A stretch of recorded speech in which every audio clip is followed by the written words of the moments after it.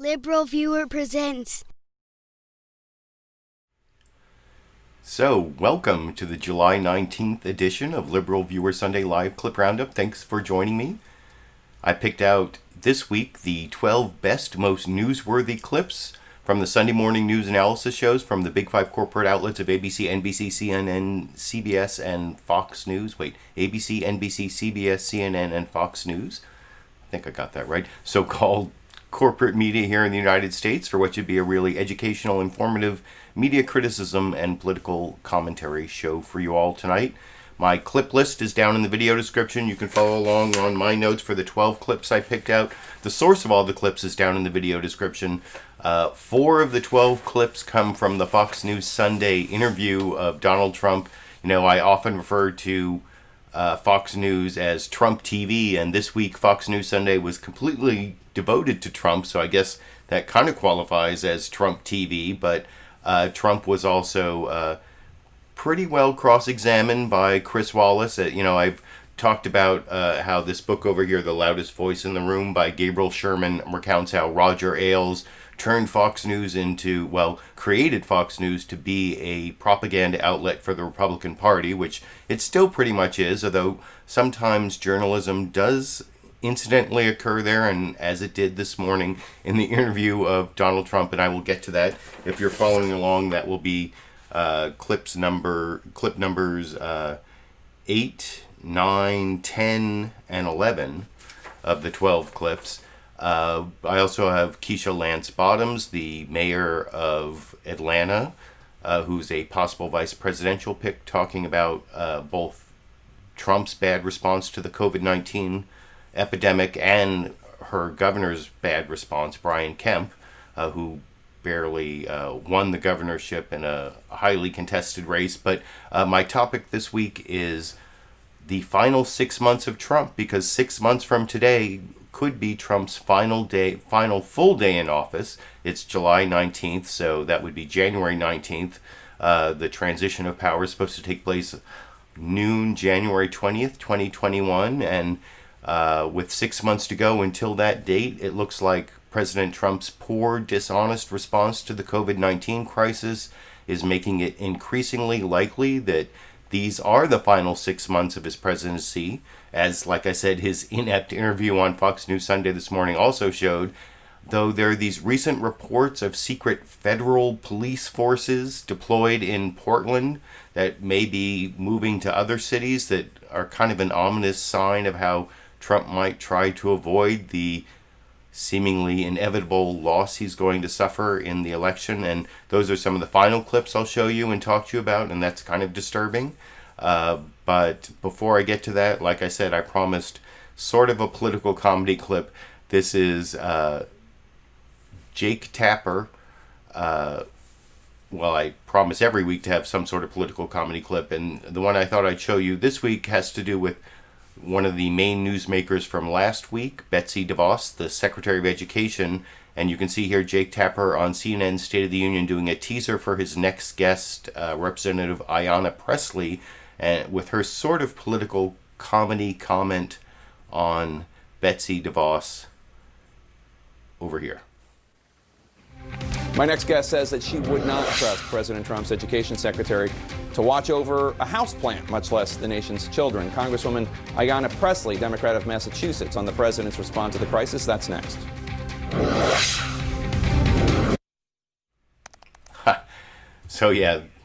That was a comment from Ayanna Pressley, one of the squad, Democrat from Massachusetts, saying that she wouldn't trust Education Secretary Betsy DeVos to watch a houseplant. Although, those houseplants can be kind of tricky, but nowhere near as tricky as our school kids, I guess. So if you watch last week's show, that makes a lot of sense based on what you saw Betsy DeVos say last week. But this week's topic is somewhat similar about the whole COVID-19 outbreak. One of the big news events this week, though, was the death of the representative from Georgia, John Lewis, who was sort of a civil rights icon, and if you watched my show back in March of 2015, at the 50th anniversary of Bloody Sunday and the march across the Edmund Pettus Bridge, I actually gave a lot of praise to John Lewis, and there was a lot of praise to John Lewis now that he's died from pancreatic cancer this week.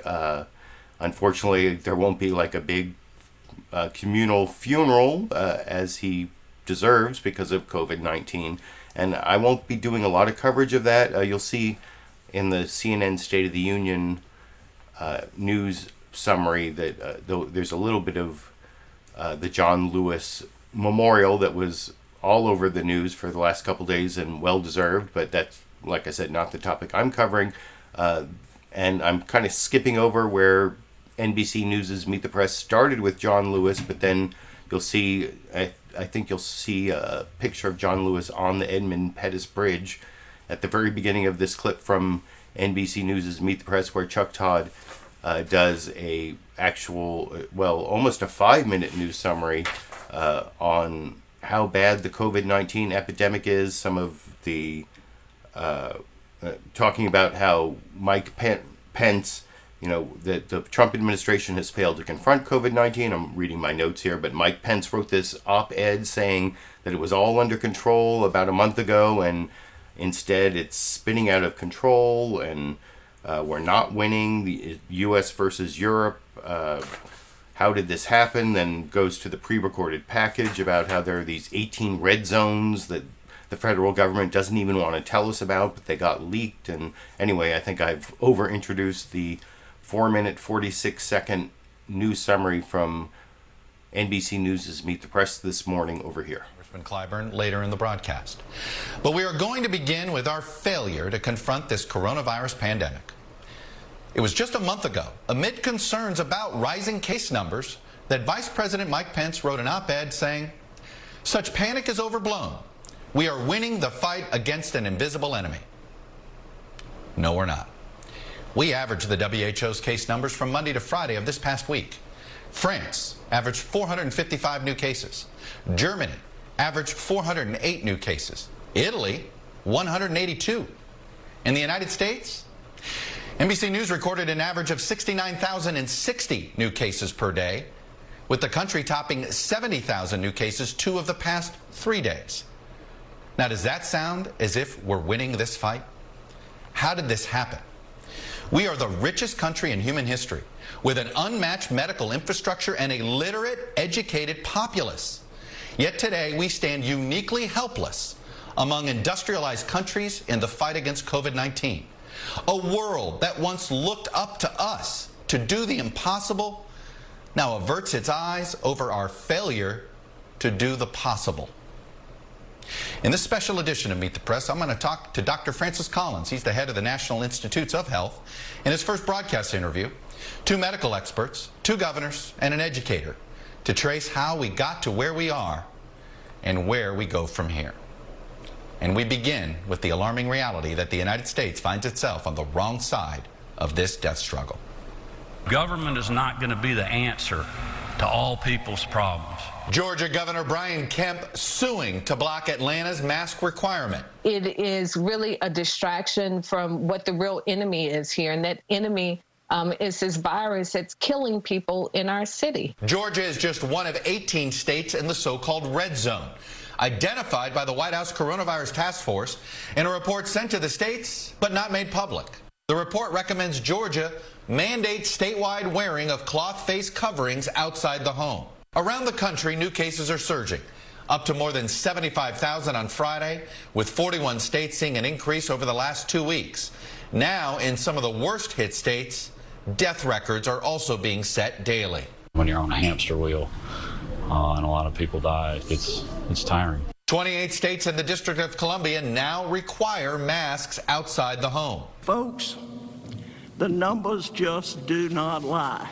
I am announcing a statewide mandatory mask wearing. But some governors are still resisting. I got tested yesterday for COVID-19, and the results came back positive. in light of your diagnosis, are you thinking about a mask mandate now? I'm not thinking about a mask mandate at all. The top 9 U.S. brick-and-mortar retailers now require masks in their stores. But on Friday, Mr. Trump made it clear that he will not call for a national mask requirement. I want people to have a certain freedom, and I don't believe in that, no. And I don't agree with the statement that if everybody wear a mask, everything disappears. Just 37% of voters approve of how President Trump has handled this virus, down 8 points since March. In an interview with a Georgia TV station on Wednesday, President Trump continued to paint an alternative reality. We want the schools open, and Georgia's been a great example of a state that's done it all right. It's a special place, great people, and they've done really well with the virus. When he says open, he means open and full, kids being able to attend each and every day at their school. The science should not stand in the way of this. The divide between Trump loyalists and public health experts escalated this week into a character assault on Dr. Fauci by 2 of Mr. Trump's closest aides. Trade advisor Peter Navarro published an op-ed calling Fauci wrong about everything. Deputy Chief of Staff Dan Scavino shared this cartoon on social media by an artist whose work has been criticized for its anti-Semitic imagery. What happened with Peter Navarro and that editorial, I can't even comment on that.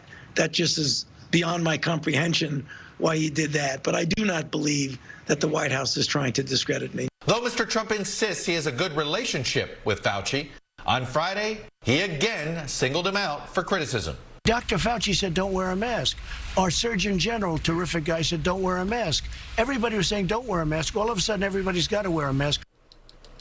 And joining me now for his first broadcast interview during this pandemic is Dr. Francis Collins. He's the director of the National Institutes of... That's Anthony Fauci's boss, although I was wondering when I saw that news summary there, they showed that cartoon that Dan Scavino, one of Trump's communications specialists, shared on Twitter of Anthony Fauci as a faucet, from someone who shared anti-Semitic images, but Anthony Fauci is actually Catholic, so that was one thing I didn't know what the anti-Semitic angle on the Fauci faucet, or maybe it was just like another thing that made the cartoonist that did the Anthony Fauci faucet cartoon suspect, was that he also did anti-Semitic images, or anyway, but that was a pretty good news summary. It's, as usual, NBC spends the most time summarizing the week's news, that not everything ended up in there, but there's so much craziness, so much dishonesty, so much scandal coming out of the Trump administration that no one could put it into a 4 or 5 minute news summary every week. So I guess you got to at least give them that much leeway. But I also wanted to thank, I had Super Chat contributors both during the beginning of the show and even before the show. Let me see if I can import the screen grab I took here.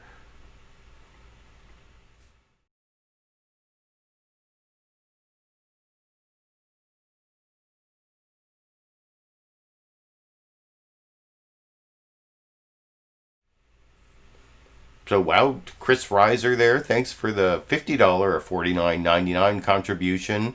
And, of course, Matthew again this week, and Sexy Bob for many, many weeks. And I saw this before the show. Colin Baker asked me, do I have an interest in the strange world of British politics? Well, I mean, I know a little bit about British politics as it relates to, U.S. politics, the whole Brexit thing that sort of became an international and an even important U.S. story. I remember, because I have been a political junkie for many years, I remember Joe Biden's first run, was it 1988? I think it was 88, where he got kicked out for plagiarism. He plagiarized British Labour leader Neil Kinnock, and because I knew that, a few years later when I was an airport shuttle driver, I got a big tip from a British family because I knew who the British Labour leader was, Neil Kinnock. But I would say that I really know about British internal politics only to the extent that they become more international or U.S. stories. I mean, I was a history major. I did I had a professor as an undergraduate, Paul Kennedy, who wrote The Rise and Fall of the Great Powers. He was a British historian, and that's kind of the time period I focused on as a history major.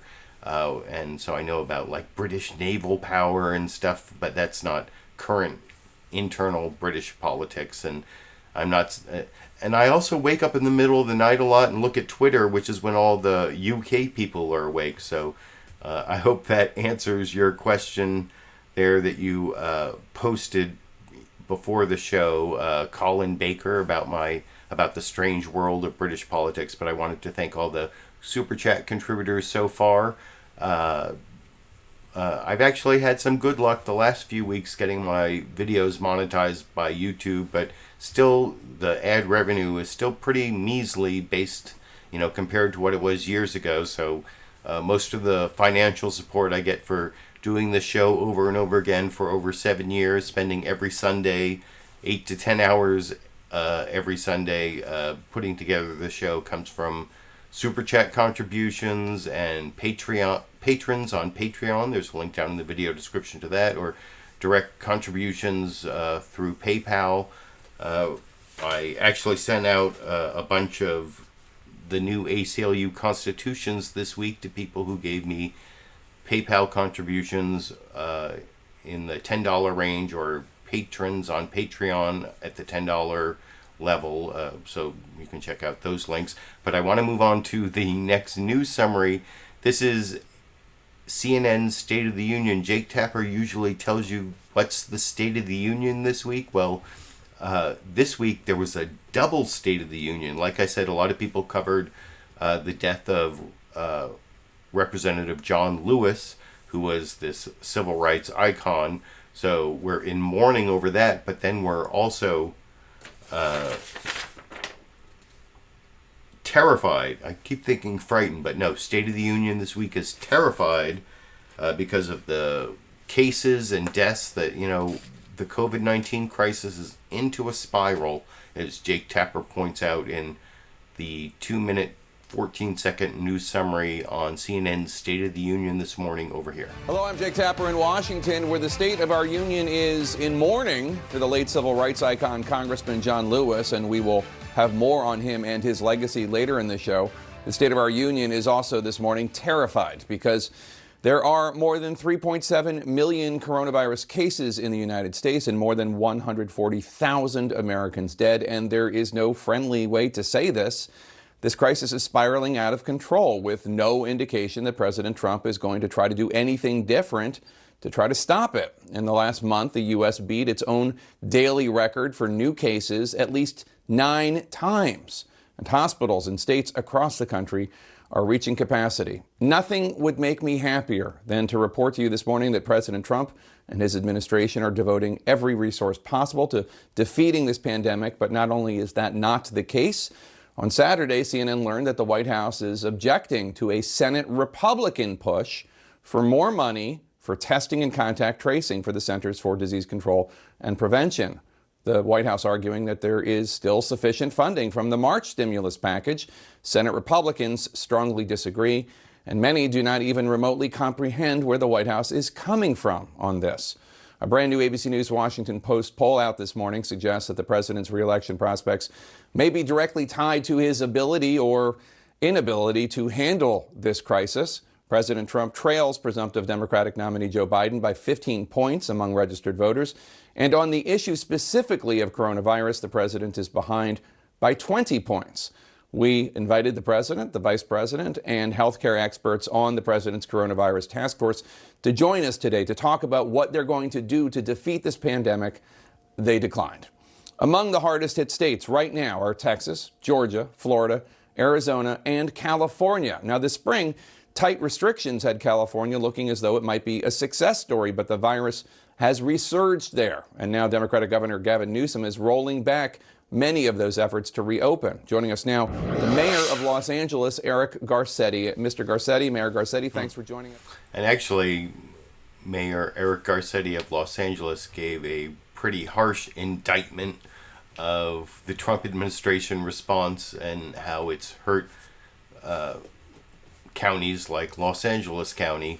I almost took that clip, but instead later I'm going to show you Donna Shalala doing kind of the same thing regarding Florida, and Florida is the actual current epicenter, and Donna Shalala will talk about both the inept response at the federal level and the state level. Actually, here in California, Governor Gavin Newsom has done a fairly good job, but Jake Tapper pointed out in a clip I didn't take that having all these patchwork different responses to the coronavirus at state and county level, not a uniform national response, is kind of like having a no peeing section in the swimming pool. It just doesn't really work. But I didn't take that clip, but I wanted to point out that Jake Tapper had made that insight that I've heard before from some very informed people. But I want to move on to the ABC News This Week with George Stephanopoulos news summary. Like I said, most of the news programs started off memorializing Representative John Lewis, which was well deserved. I'm not going to show those news summaries because honestly, it's John Lewis is a big story for 80 years, but his death is a momentary story just for today or this weekend. And instead, I want to show you how ABC showed how Anthony Fauci is saying that we're in a perfect storm of incompetence. Well, he didn't use the word incompetence, but that's kind of what he's saying in the introduction to this clip where Martha Raddatz then does a brief news summary of how things are going bad, including, she does the case map, how things are going bad across the country, and then specifically looks at how Florida is the epicenter before Martha Raddatz questions Keisha Lance Bottoms. And that's actually the clip I'm going to show after. That's the first Newsmaker clip. I'm sorry. Sorry, not Keisha Lance Bottoms. Donna Shalala, who Keisha Lance Bottoms is the clip after that. But Donna Shalala is the member of Congress from Florida who actually used to serve in the Clinton administration a long time ago, but that didn't come up. But here is, before I get to that first Newsmaker clip, here is Martha Raddatz on ABC News' This Week with George Stephanopoulos, first showing Fauci putting us in the perfect storm, and then Martha Raddatz explaining the perfect storm over here. This is unprecedented in what it is. One thinks about the worst nightmare of a infectious disease person who's interested in global health and outbreaks, and here it is. It's happened, your worst nightmare, the perfect storm. This is a really serious problem.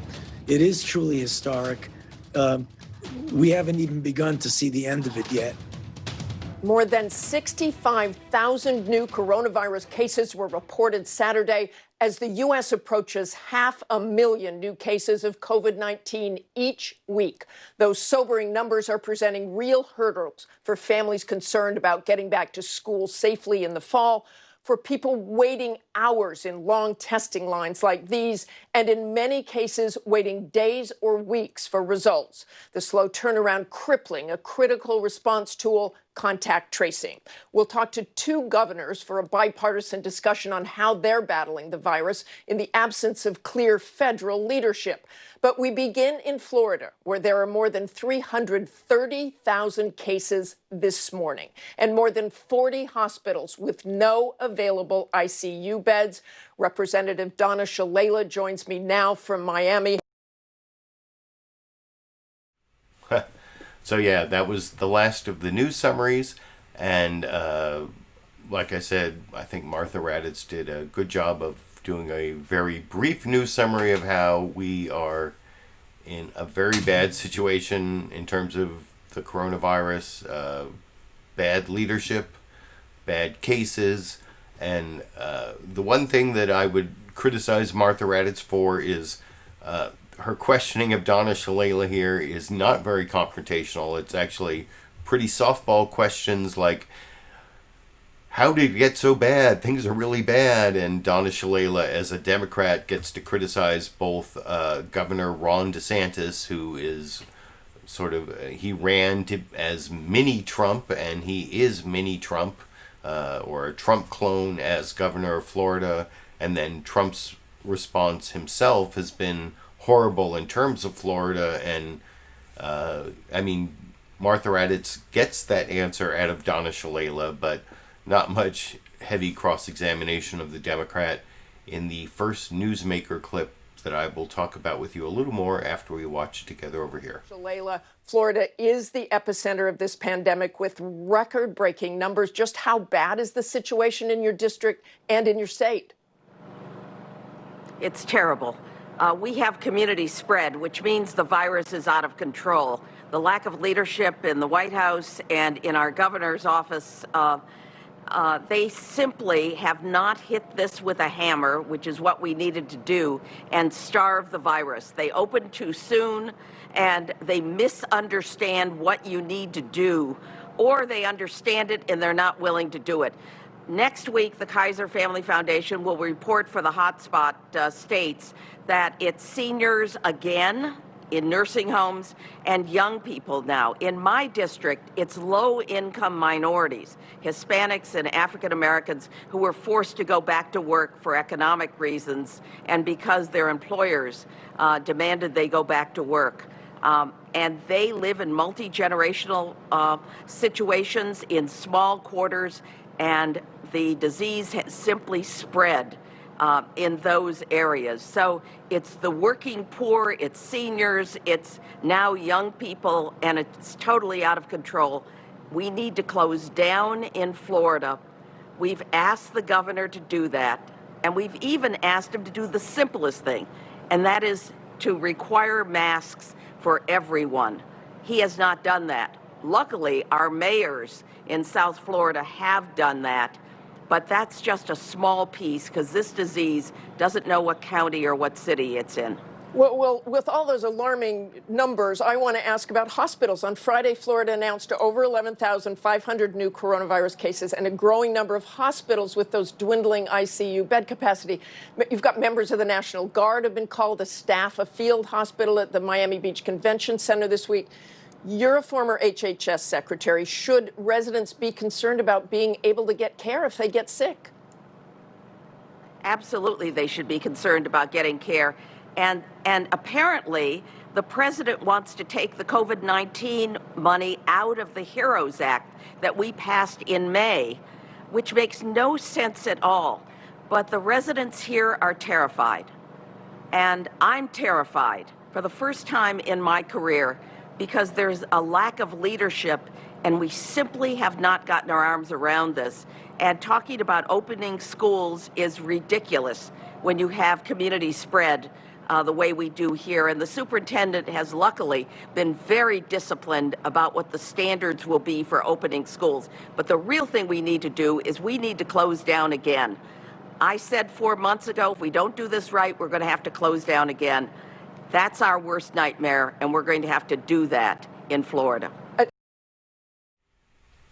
And that last part is probably key, where Donna Shalala, I said she was previously in the Clinton administration, where she was the Secretary of Health and Human Services, so she knows of what she is speaking in terms of the public health, that we're going to have to shut down again because we screwed it up the first time. I mean, that's what's coming, at least in a lot of states. That's what's happening here in California, where I am. We have such poor leadership at the federal and state level in many states that it's inevitable. And even in California, where we have okay leadership at the state level, because of the poor leadership at the federal level, we're still screwed, because of the whole you can't have a no peeing section in the swimming pool doctrine that I was talking about earlier. But like I said, my one criticism of that last clip was that Martha Raddatz pretty much gave Donna Shalala softball questions about how bad things are getting in terms of bad state and federal Republican leadership when she's a Democratic member of Congress. This next Democrat is the mayor of Atlanta and also a much talked about possible vice presidential nominee to run along with Joe Biden. I talked about her earlier, the mayor of Atlanta, who also gives a good, strong criticism of both the governor of her state, Republican Brian Kemp, who lost in a very close race to Stacey Abrams, who's another possible Joe Biden vice presidential pick. But then you'll also see Keisha Lance Bottoms criticizing Donald Trump and saying that the reason Brian Kemp is suing her to stop her from instituting a mask requirement in Atlanta is because she mentioned how Trump came to Atlanta to the CDC and didn't wear a mask in violation of city law. And anyway, I will talk about all of that a little more after we watch Keisha Lance Bottoms being interviewed by Margaret Brennan on CBS News' Face the Nation this morning over here. In Atlanta have been facing some battles with the governor. As our viewers know, Georgia was the first state to reopen from the shutdown due to the pandemic. But the governor said this week that it was the racial injustice protests that led to the rise of infections that's happening in the state right now. What role did they play? Why do you think infections are spiking? Well, I've actually not seen any data or science that points to that. But what I have seen data on is that when the governor reopened our state, people from across the country came to our state. We've seen that track with cell phone data because we were open for business as if we were not in the midst of a pandemic. And the governor has done many things as of late and said many things as of late that quite frankly are simply bizarre. He filed 124 plus page lawsuit against me this week, calling for an emergency injunction to stop me from speaking about his orders. If the governor of this state had his way, I would not be allowed to speak with you today. And so this blame game is most unusual. There were other cities in our state who instituted mask mandates, and he did not push back against them. I don't know if it's because perhaps they were led by men, or if it's perhaps because of the demographic in the city of Atlanta. I don't know what the answers are, but what I do know is that the science is on our side. When you look at the report, that the unpublished report from the White House, we are a red zone state and we are in danger. Another congressman from Georgia accused you of auditioning for vice president as part of the motivation for your decision to order mask wearing. Why do you think these masks have become such a point of division, given that it is CDC guidance to wear them? Well, first of all, I'm not auditioning for anything. I have a job that I get up and do each and every day, and that is the job as mayor of Atlanta. And my responsibility as mayor of Atlanta is to make decisions on behalf of the people of Atlanta that will protect our citizens. When I look at the unpublished report from the White House that says that Georgia is a red zone state, what that report says is that there are very clear guidelines that we should follow, very clear metrics that we should follow. Face coverings are one. Atlanta sits in 2 counties in this state, 2 of the highest counties for infection rates from COVID-19. So this is not about politics. This is about people. It's about the over 3,100 people who have died in our state, the over 130,000 who have tested positive. I, by the way, along with my husband and one of my children, are amongst the number of people who tested positive. So this has nothing to do with politics. Are police actually able to enforce this? The governor says you don't have the authority to do it. It's unenforceable. The Atlanta police had no data to say that arrests or ticketing had happened. Why did you have to issue this? And can police actually stop someone and fine them? Has it happened? They can stop someone in the same way they can stop someone for not wearing a seatbelt in our state.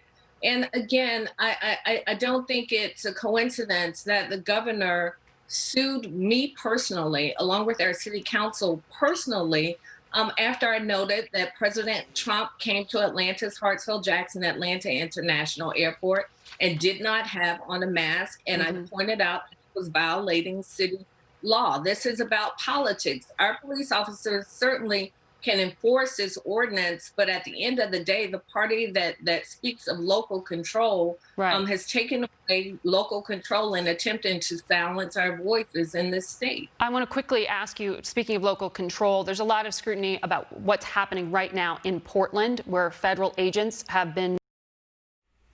And so kudos to Margaret Brennan for bringing up the whole Portland issue. Like I said, I'm going to be talking about that when I show my last two news clips, clip 11 and then especially 12, on whether Trump is putting together some like secret federal police force that he can use to quell unrest or sedition or voter fraud, or I don't know what it's going to be, but that's something I'm a little worried about and I'll talk about later. But that came up on CBS News' Face the Nation from Margaret Brennan in the part of that interview I'm not showing, and also came up on CNN's State of the Union in clip 12, where Jake Tapper actually talks to the mayor of Portland, Ted Wheeler, looking at my clip list there. But I thought Keisha Lance Bottoms and in regards to Georgia, and Donna Shalala in regards to Florida did good jobs of showing how both Republican failures of leadership at the state level, because it's Ron DeSantis is the governor of Florida and Brian Kemp is the Republican governor of Georgia, and then of course Trump, our huge Republican failure as president, how both at the federal and state level, those failures have contributed to this resurgence of the virus. They're making things so much worse for the American public, where, 140,000 dead Americans officially at this point. But even this next clip, before I get to the 4 Trump interview clips from Fox News Sunday, this is the last clip before the 4 Trump clips.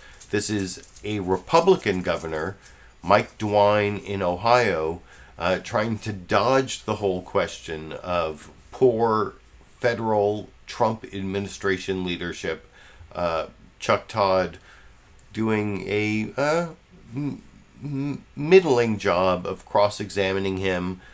He dodges the question. There is one follow-up from Chuck Todd about how bad federal leadership is leading to so many deaths, the resurgence, the bad situation that the country's in. And anyway, I will talk about that with you a little more after we watch that final newsmaker clip before the 4 Fox News Sunday Trump interview clips that are the juiciest part of the Sunday Live Clip Roundup this week. But here's Mike DeWine from Ohio talking to Chuck Todd this morning over here. Right. No, I get that. Let me ask you a bigger picture question. Do you have confidence in the president and this coronavirus task force right now, given the fact that we're basically right back to square one? I think people look, frankly, to the governors. Historically, we've looked to governors to deal with, crisis, whether it's tornado damage, whether it's a flood, pandemic. We look to governors. And so, what this administration has been able to provide us, and the Congress has provided us, and we thank both of them, is the money. We're going to continue to need money for testing. As I look at where we go in Ohio, we have doubled the testing in the last 5 weeks.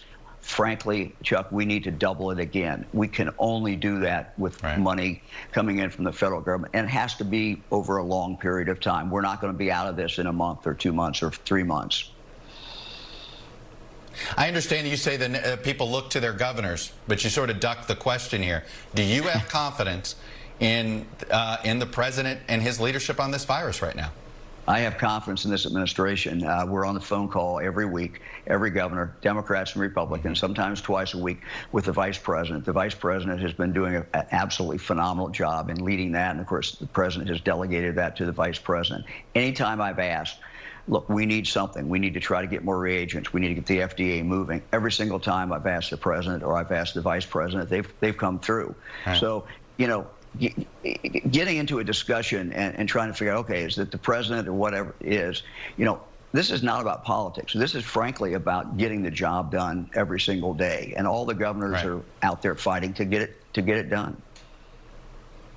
Well, but you have to launch an ad campaign to convince people to wear a mask.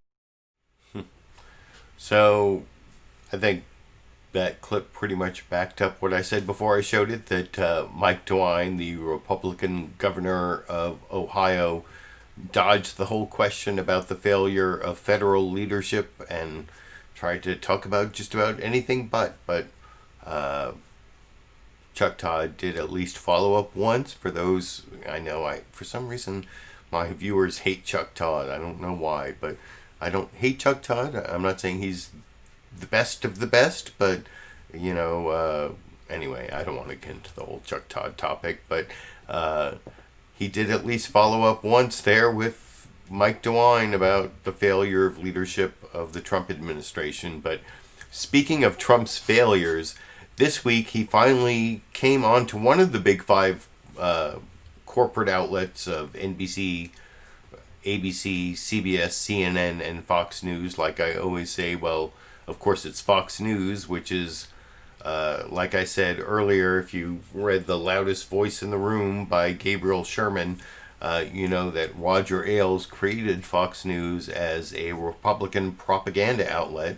And if you watched my videos for, you know, I started back, in July 2006, starting my hundreds of Fox News bias videos where I proved Fox News bias over and over again, hundreds of times, so much so that I got bored of doing it and started doing the Sunday live stream Roundup, where I criticize all of the corporate media.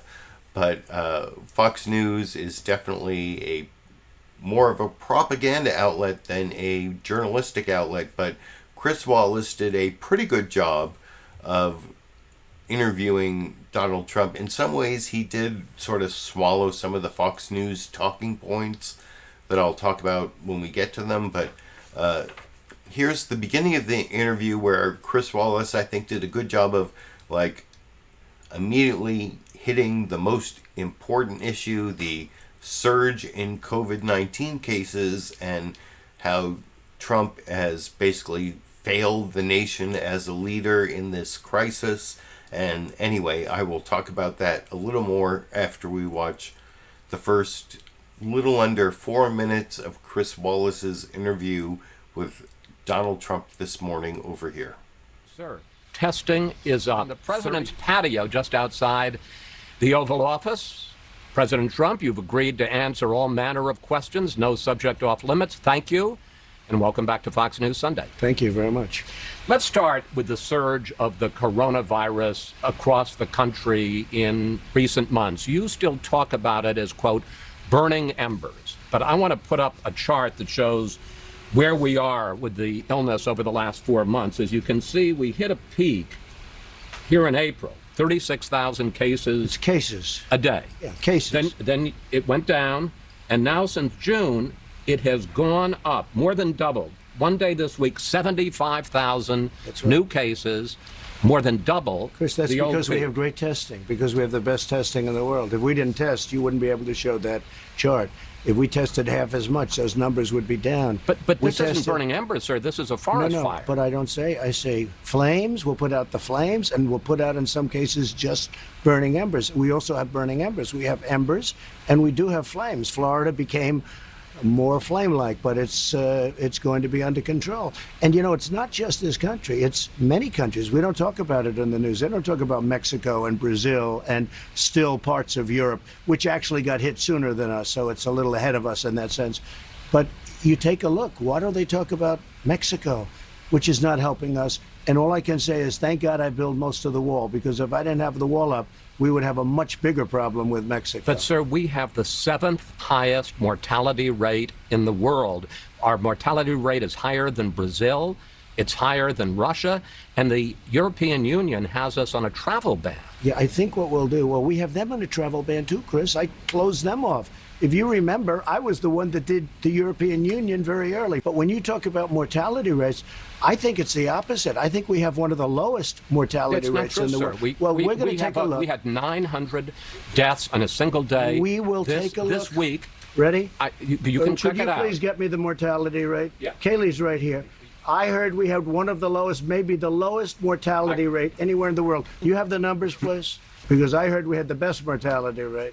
The case made of similarly situated countries, as Dr. Burks points out, and this is number one low mortality rate. I hope you show the scenario because it shows what fake news is all about. Okay, go I don't ahead. think I'm fake news, but we'll put we'll put our stats on. You said we had the worst mortality rate in the world, and we have the best. All right, it's a little complicated, but bear with us. We went with numbers from Johns Hopkins University, which charted the mortality rate for 20 countries hit by the virus. The U.S. ranked 7th, better than the United Kingdom, but worse than Brazil and Russia. The White House went with this chart from the European CDC, which shows Italy and Spain doing worse, but countries like Brazil and South Korea doing better. Other countries doing better, like Russia, aren't included in the White House chart. California, locking down again. Florida, So that was actually a pretty good job. Yeah, I mean, especially in terms of Fox News, of fact-checking lies from President Donald Trump about the mortality rate. You know, he's always saying we have the lowest mortality rate. Fox News says 7th lowest, while they have this whole European... Well, you know, you just saw the fact-checking. And you'll see in the clip after next, that was clip number 8 there, when I get to, clip after next, when I get to clip number 11, you will hear Trump, when Chris Wallace fact checks him on whether Biden said abolish the police or defund the police.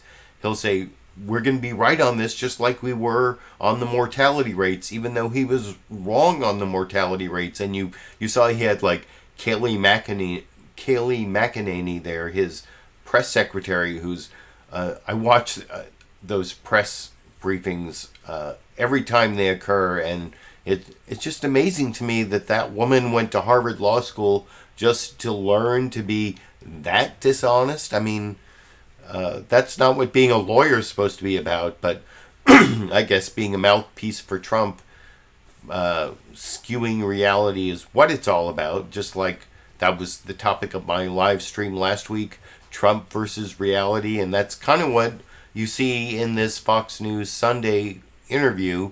So, I mean, at least to that extent, Chris Wallace did a good job cross-examining him. In this next clip, and like I said, I will show one more of these follow-ups or cross-examinations where Chris Wallace says to Trump, that's not true, and Trump says to Kayleigh McEnany, get the proof, and then there is no proof. And right there, Trump thought he had proof, but the mortality rate is bogus, and it's even more. This next clip, I cut out part that talked about the Trump administration attack on Anthony Fauci, but I think at both the beginning and the end of the clip that I sort of edited together here, Chris Wallace does a great job of pointing out how Trump is living in his own reality, that apparently Kayleigh McEnany is supporting him by giving him pieces of paper that support what he thinks, like you saw in that last clip, and like you'll see in clip 11. But this is clip 9, where Chris Wallace starts off really puncturing the Trump talking point that, you know, it's the testing that's causing all the cases, and then as to who's wrong and who's right and whether the scientists are right, like I said, I cut out a whole part about the Trump administration attack on Anthony Fauci as being wrong some of the time, but I kept in all the parts where Trump is wrong, including At the end, you'll see Chris Wallace show various clips of Trump saying it's going to go away. And, well, I'll talk about all of that a little more after we watch. This is one of the worst, well, they're all really bad, but this one's really bad, as I will talk about with you after we watch it together over here. Sure. Testing is up 37%. Well, that's good. I understand. Cases are up 194%. It isn't just that testing has gone up, it's that the virus has spread. The positivity rate has increased. Many the of virus those is worse cases, than it was. many of those cases are young people that would heal in a day. They have the sniffles, and we put it down as a test. Many of them, don't forget, I guess it's like 99.7%. People are going to get better, and in many cases, they're going to get better very quickly. We go out and we look, and then on the news, look, if you go back to the news, all of even your wonderful competitors, you'll see cases are up. Well, cases are up. Many of those cases shouldn't even be cases. Cases are up because we have the best testing in the world, and we have the most testing. No country has ever done what we've done in terms of testing. We are the envy of the world, they call, and they say, the most incredible job anybody's done is our job on testing, because we're going to very shortly be up to 50 million tests. You look at other countries, they don't even do tests. They do tests if somebody walks into the hospital, they're sick, they're really sick, they test them then, or they'll test them in a doctor's office. But they don't go around and have massive areas of testing, and we do. And I'm glad we do. But it really skews the numbers. I'm going to do you a favor, because I'm sure a lot of people listening right now are going to say, Trump, he tries to play it down. He tries to make it not seem as serious as it is. No, this is very serious. 75,000 cases a day. Show me the death chart. Well, I don't have the death chart the here, death chart is much more important. You, the death chart is 1,000 cases a day. Excuse me. It's all too much. It shouldn't be one case. It came from China. They should have never let it escape. They should have never let it out. But it is what it is. Take a look at Europe. Take a look at the numbers in Europe. And by the way, they're having surges. Are 6,000 in the whole European Union. They don't test. They don't test like we test. Is it possible that they don't have the virus as badly as we do? No, it's possible that they don't test. That's what's possible. We find cases, and many of those cases heal automatically. We're finding, in a way, we're creating trouble. Certainly we're creating trouble for the fake news to come along and say, oh, we have more cases. Look, we did something that nobody's ever done. Not only the ventilators, where we're supplying them all over the world.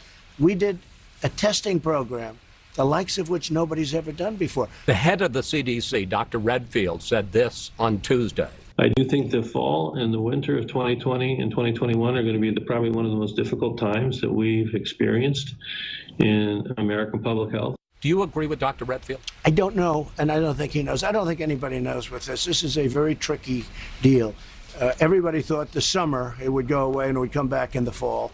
Well, in the summer it came. They used to say the heat was good for it, and it really knocks it out, remember? And then it might come back in the fall. So they got that one wrong. They got a lot wrong. But you made mistakes too. I guess everybody makes mistakes. I was going to say, you said at one point. It's one person coming in from China, and we have it under control. It's going to be just fine. When you have 15 people, and the 15 within a couple of days is going to be down to close to zero, that's a pretty good job we've done. I think we're going to be very good with the coronavirus. I think that at some point that's going to sort of just disappear, I hope. I'll be right eventually. I will be right eventually. You know, I said it's going to disappear. I'll say it again. But it's going to disappear. Does that discredit and I'll you? be right. I don't think so. Right. I don't think so. You know why it doesn't discredit? Because I've been right probably more than anybody else. I'll be right eventually. It's going to disappear. Like when the sun grows to, the sun burns hot and gets rid of the interior planets of our solar system, like Mercury, Venus, Earth, Mars. We're all going to be like that.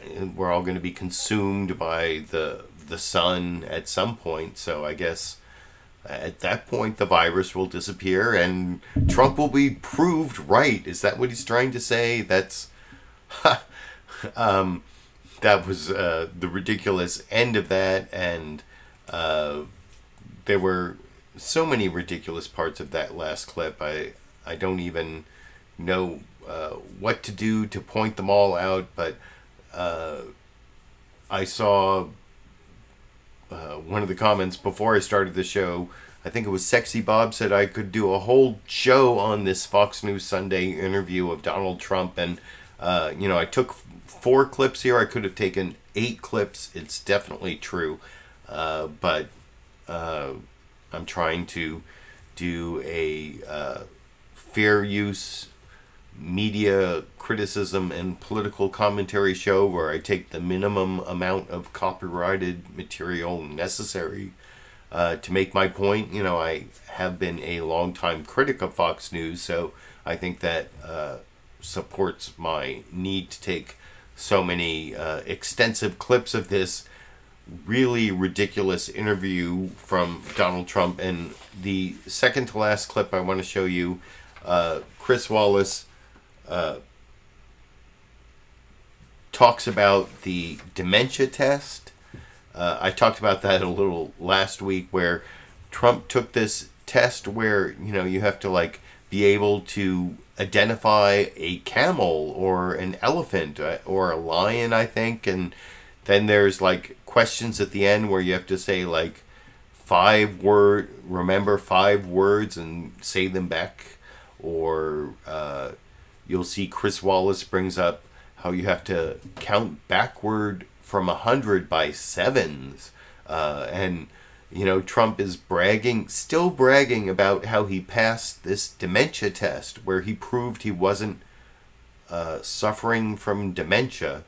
And this is one of the shorter clips, but he claimed this is, I have to give Fox News credit that they did this poll where they asked who is more mentally sound, and even the Fox News viewers, as anyone who's watched both Joe Biden and Donald Trump, if the worst thing Donald Trump can say about Joe Biden is that he is not as sharp as he used to be, well, that is also so true about Donald Trump, as this poll shows and this answer shows, as I will talk about with you a little more after you watch this penultimate Chris Wallace interview clip from Fox News Sunday this morning of Donald Trump over here. If I may, sir, respectfully, in the Fox poll, they asked people who is more competent, whose mind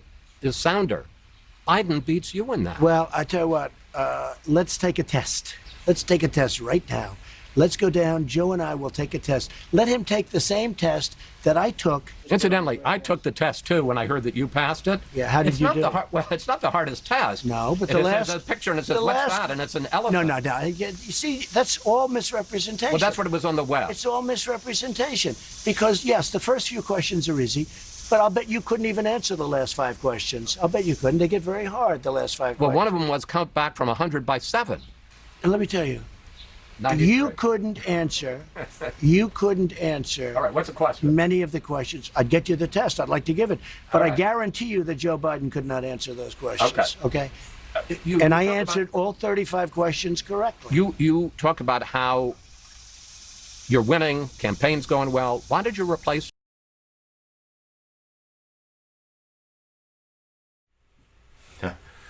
And there Chris Wallace asked about replacing Brad Parscale with Bill Stepien as the campaign manager, as apparently the Trump campaign is in a death spiral. Hopefully, if my hope that I'm, the title of this week's live stream is Final 6 Months of Trump. This could be the final 6 months if things keep going according to current trajectory, which of course is not certain and is dependent on everyone getting out there and voting for Joe Biden, not just being against Donald Trump, but as many people as possible voting for Joe Biden. Whatever you think of Joe Biden, he is the Trump alternative, and we have got to finish up with Donald Trump.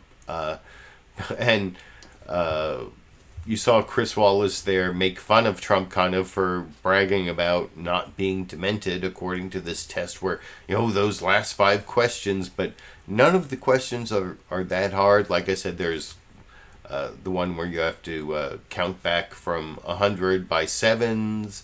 There's the one where I've heard you have to listen to 5 words and then say them back to the person in order, so you have to be able to remember 5 words and say them back. Or I think I heard another one of the possible questions is you have to spell the word world backwards. So we're talking DLROW. Did I do it? Did I win? Should I brag about DLROW? Did I just spell world backwards? Anyway, I also could have counted backwards from 100 by sevens, but that would have been really boring and taken way too long. But I'm sure if I were Donald Trump, I would do it and be really, really proud of it. And anyway, the last Trump clip I want to show, and like I said, I could have shown multiple other clips. There's this one where, and might be kind of disturbing, because there's this disturbing reference to Portland in this last clip because it's about, police violence.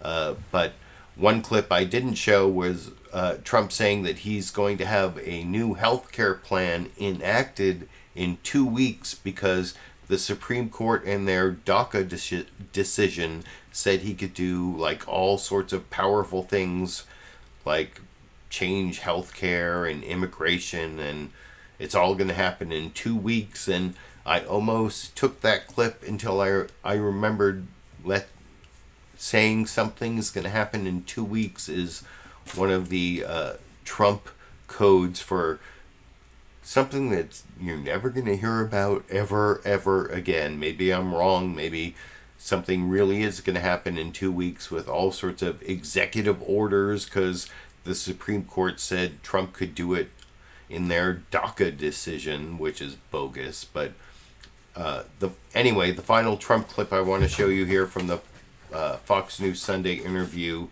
is about violence in the cities and how Trump claims Biden said defund the police, and he has Kayleigh McEnany go look at the Biden compact with Bernie Sanders, which actually turns out not to say that. But there's something about George Floyd and the anti-police brutality protests that I will talk about with you a little more after we watch that final Fox News Sunday Trump interview clip over here. Hot enough for you here, Mr. President? It's hot. It's about, sort of almost record-breaking. We wanted to do it inside. This was your choice. But I wanted you to sweat a little bit. Well, we both are. There has been a spike in violent crime in America in recent weeks. We've seen deaths up in New York, deaths up in Chicago, shootings. How do you explain it, and what are you going to do about it? I explain it very simply by saying they're Democrat-run cities. They're liberally run. They're stupidly run. We have forced them in Seattle to end the CHOP because, we were going in that following day. You probably have heard it. We were getting ready to go in. We were all set. And when they heard that we were going, they set their police force. Liberal Democrats have been running cities in this country for decades. Poorly. Why is it so bad right now? They've run them poorly. It was always bad, but now it's gotten totally out of control. And it's really because they want to defund the police. And Biden wants to defund the police. Sir, he does not. Look, he signed a charter with Bernie Sanders. I will get that one, just like I was right on the mortality rate. Did you read the charter that he agreed to? It says nothing about defunding the police. Oh, really? It says abolish. It says defund. Let's go. All right. Get me the charter, please. All right. Chris, you've got to start studying for these. He says defund the police. He says defund the police. They talk about abolishing the police. They talk about illegal aliens pouring. I look forward to seeing that. Meanwhile, the George Floyd murder has reignited the issue of racism in policing in this country. I want to give you a couple of statistics. Nationwide, blacks are twice as likely, fewer in absolute numbers, but in terms of per capita, blacks are twice as likely to be shot and killed by police as whites are. In Minneapolis, over the last 5 years, police used force against blacks at a rate 7 times that against whites. Can you understand why blacks would be angry at that? Of course I do. Of course I do. Many whites are killed also. You have to say that. I mean, many whites are killed. I hate the sound, but this is going on for decades. This is going on for a long time, long before I got here. You know, if you look at what's gone on in Portland, those are anarchists, and we've taken a very tough stand. If we didn't take a stand in Portland, you know, we've arrested many of these leaders. If we didn't take that stand, right now you would have a problem like, they were going to lose Portland. So let's see what this says here. Prosecution, sanctuary cities, incentivize illegal alien, expand asylum, abolish immigration detention. No, that's not. Well, no, we'll find it. Okay. This thing is many pages long. End prosecution of illegal border crossers. Support deathly, and these are the worst things. Sir, I'm not disagreeing with you on any of those. I'm disagreeing about defund police. The White House never sent us evidence the Bernie Biden platform calls for defunding or abolishing police because there is none. It calls for increased funding for police departments that meet certain standards. Biden has called for redirecting some police funding for related programs like mental health counseling. This week, you said that Black Lives Matter and a Confederate flag are both matters. And like I said, if you want to watch the rest of that interview, the source of all my clips is at a link I put down in the video description. If you want to see Trump talk about Black Lives Matter and the Confederate flag both being free speech. But Chris Wallace did a fairly good job there of cross-examining Trump, at least on that one issue about whether Biden said defund and abolish the police, although he did let Trump get away with a bunch of other stuff in that clip. I forgot to mention in clip 9, he also let Trump get away with saying that 99.7% of people get better when there's like right around a 4% mortality rate. You know, he showed the mortality rate of COVID-19. He said 99.7% of people get better from COVID-19 in clip 9. And then in clip 11, he let him get away with a whole bunch of other weird talking points on that list he got from Kayleigh McEnany. But what was, I think, most striking about both what happened in that clip where he called Kayleigh McEnany to show him how the charter said Biden was claiming he wanted to defund the police, and that was also back in the clip number 8 where he asked Kayleigh McEnany to get him the chart showing that we have the best mortality rate, and even the chart he got from Kayleigh McEnany showed that we weren't best, and it was not even the greatest chart because it was the European Union CDC that didn't show as many countries as the Johns Hopkins graph that Fox News was using. And then you saw in that last clip that Fox News also refuted what Trump said based on, the whole defunding the police. So anyway, I have to give some kudos to Chris Wallace for performing journalism, committing journalism on a propaganda channel. And if you want to know why Fox News Sunday is Fox News is a propaganda channel, again, you can read The Loudest Voice in the Room over there by Gabriel Sherman, or look at my Fox News bias playlist with over 200 examples of Fox News bias over at least 10 to 12 year period. But before I finish the program, I do want to show you one more newsmaker clip, and it has to do with something that Chris Wallace also let Trump get away with in that last interview clip.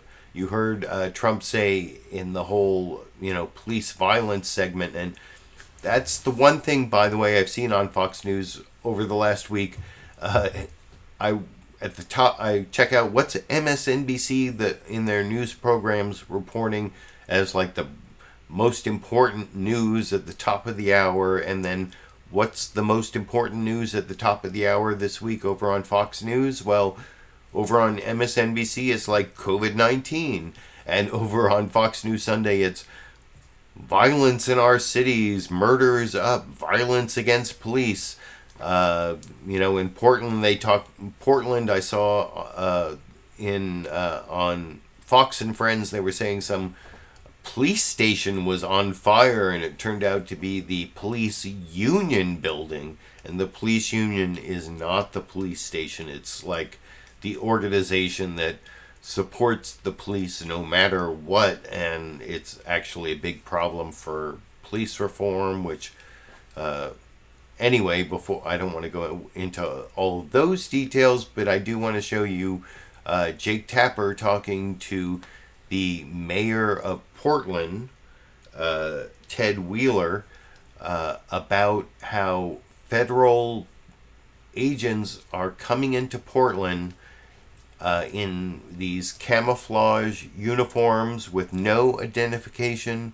You don't know where they're coming from, what agency they represent, and they're like kidnapping people off the street and putting them in unmarked minivans, like rented minivans. That I don't know why minivans aren't like particularly ominous. That, I guess minivans are the new black helicopters. Is that where we've come to? But it actually is kind of scary, because Ken Cuccinelli, another Trump administration official, was on NPR earlier this week saying that what's happening in Portland, the creation of this weird secret federal police, might be rolled out in other cities. Maybe, if you have a real conspiracy theory bent against Trump, you might think that this is a plan he might be rolling out for how to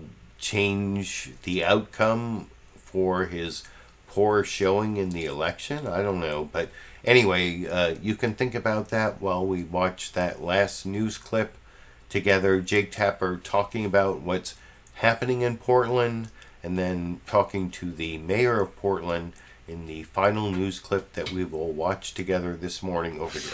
And welcome back to the CNN State of the Union. I'm Jake Tapper. The Department of Homeland Security is refusing requests from officials in Oregon to leave their state after videos have surfaced showing men wearing masks, camouflage, generic police patches, detaining protesters, putting them into unmarked vans.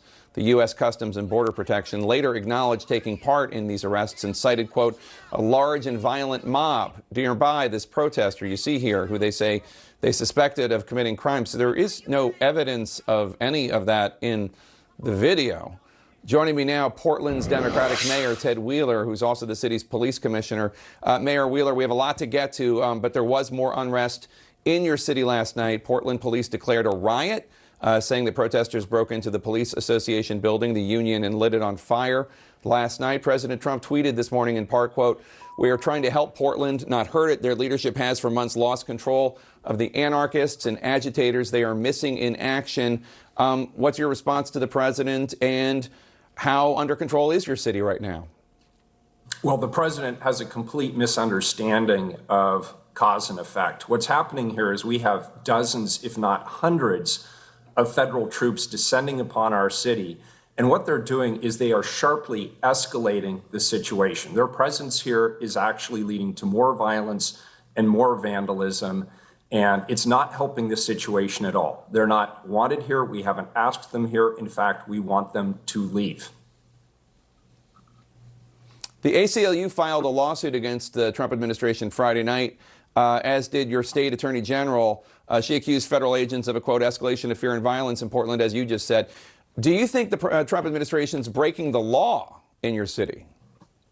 I absolutely do. The tactics that the Trump administration are using on the streets of Portland are abhorrent. As you indicated at the introduction, people are being literally scooped off the street into unmarked vans, rental cars, apparently.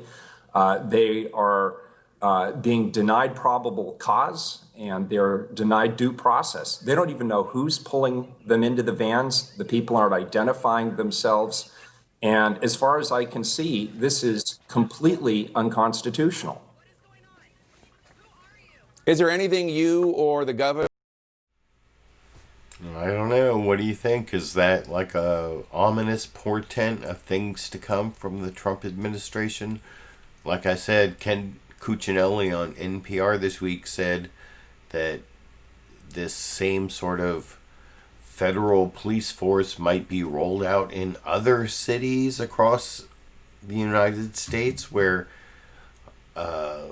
these federal police, secret police, they're like Gestapo, I don't know what, that they're Trump. And I remember William Barr also in an interview several weeks ago saying that federal law enforcement doesn't have to identify themselves. They don't have to have name tags or badge numbers, and so they can just be camouflaged and use the, black helicopters of the 21st century, as I was saying before, these rental car minivans to snatch people off the streets. Is that going to be the like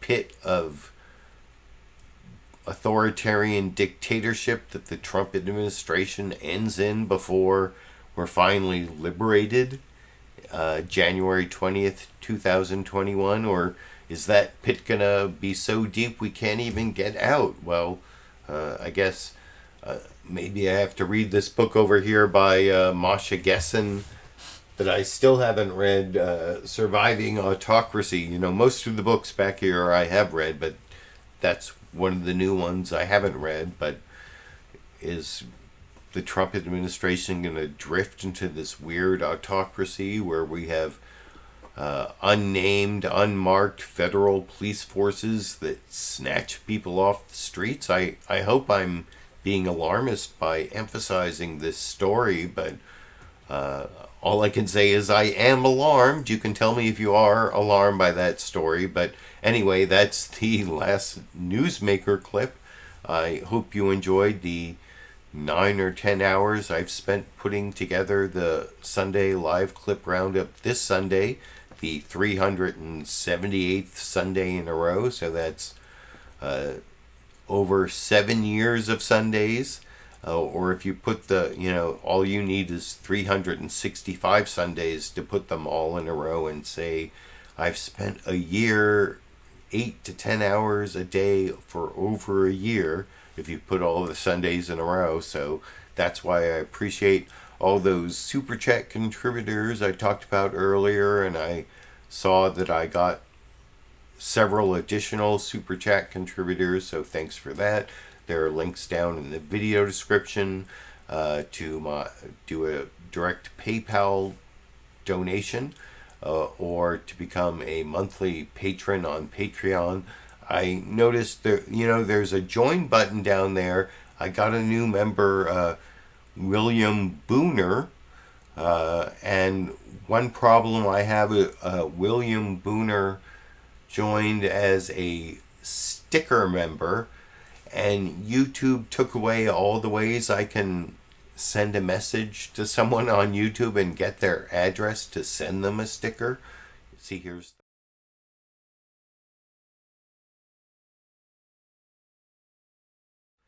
So, William Booner, if you can post in the...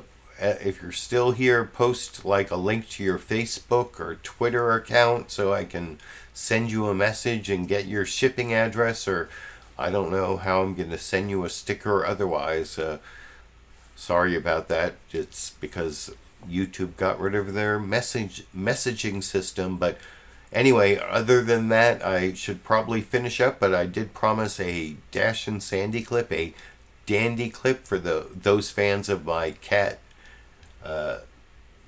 Dash, who's sleeping right over there. And then Sandy actually is nowhere to be found in the general vicinity. Sandy's the dog. But this morning, while I was watching Meet the Press around 6:30, I start at like 6 a.m., 6:30 a.m. every Sunday morning, and here I let Sandy back in the house, and Sandy the dog, she had a brief interaction with Dash the cat And the Dash and Sandy dandy clip I will finish with over here.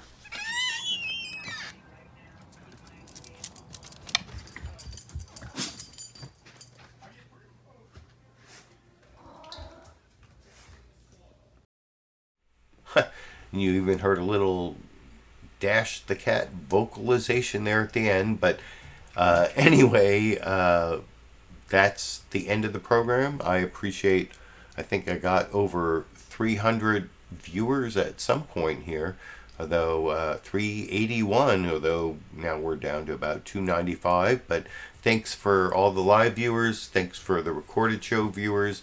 I hope I will see all of you next week and every week at least through January 20th, 2021. Well, that's a Wednesday. I'll probably do at least one more show past then, and maybe even many more shows after that. We'll see.